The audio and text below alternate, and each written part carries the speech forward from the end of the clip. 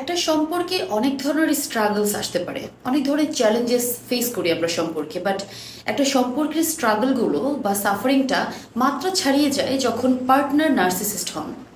কি করে বুঝবেন আপনার পার্টনার নার্সিসিস্ট কিনা, বা আপনার পার্টনারের নার্সিসিস্টিক পার্সোনালিটি ডিসঅর্ডার আছে কিনা? বলছি 5টা মেজর পয়েন্টের কথা।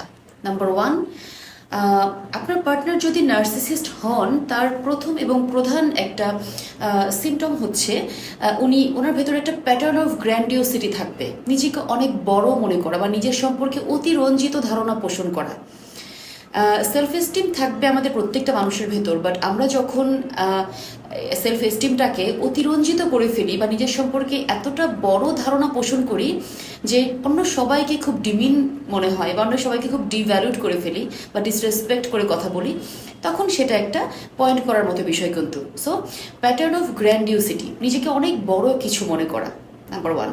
নাম্বার 2 হচ্ছে কনস্ট্যান্ট নিড অফ অ্যাডমাইরেশন, সারাক্ষণ একটা প্রশংসার নিড তাদের ভেতরে থাকা। আমরা প্রত্যেকেই প্রশংসিত হতে ভালোবাসি, আমরা প্রত্যেকেই হয়তোবা কমপ্লিমেন্টস বা কি বলবো এটাকে অ্যাপ্রুভাল পেতে পছন্দ করি, ভ্যালিডেশন আমাদের সবার প্রয়োজন হয়। বাট যাদের নার্সিসিস্টিক পার্সোনালিটি ডিসঅর্ডার আছে বা যারা নার্সিসিস্ট, তাদের না কনস্ট্যান্ট একটা নিড থাকে এই অ্যাডমাইরেশনটার।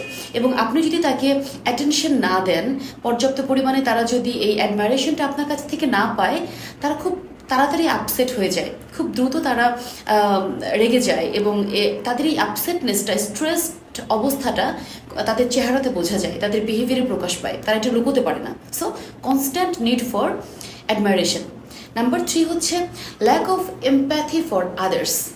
তারা অন্যের পার্সপেক্টিভ, অন্যের ফিলিং, অন্যের থট, এগুলোকে খুব দ্রুত ডিসমিস করে ফেলতে পারেন। তাদেরটা এস্টাবলিশ করতে হবে যাতে করে তারা নিজেরা একটু আপার হ্যান্ডে থাকতে পারেন, যারা নিজেরা একটু ওপরে থাকতে পারেন, ঠিক আছে? সো অন্য সবার ফিলিং বা মতামতকে তারা কোনো গুরুত্বের সাথে বিবেচনা করেন না। সো এমপ্যাথির একটা চরম অভাব দেখা যায় তাদের মধ্যে। এরপরে আসছি ম্যানিপুলেটিভ বা কন্ট্রোলিং বিহেভিয়ার। আপনি কি পড়ছেন থেকে শুরু করে কি করছেন সব কিছুই তারা একটা কন্ট্রোল করতে চাইবে। কনস্ট্যান্ট একটা ইমোশনাল অ্যাবিউসের ভিতরে আপনাকে রাখবে গ্যাস লাইটিংয়ের মাধ্যমে। So constant form of manipulation বা controlling behaviour. Last but not the least হচ্ছে ল্যাক অফ অ্যাকাউন্টেবিলিটি। ভুল করবে, স্বীকার করতে চাইবে না। আপনি যতই তাকে প্রমাণ বা এভিডেন্স সহ সামনে আনেন যে তুমি তো এটা ভুল করেছো, সে সেই অ্যাকাউন্টেবিলিটিটা নেবে না। সো সারাক্ষণ সে ব্লেম গেম করতে থাকবে এবং তার করা ভুলের জন্যেও আপনি দায়ী, ব্যাপারটা এরকম একটা কি বলবো ফরম্যাটে সে আপনাকে বোঝানোর চেষ্টা করবে। So lack of accountability.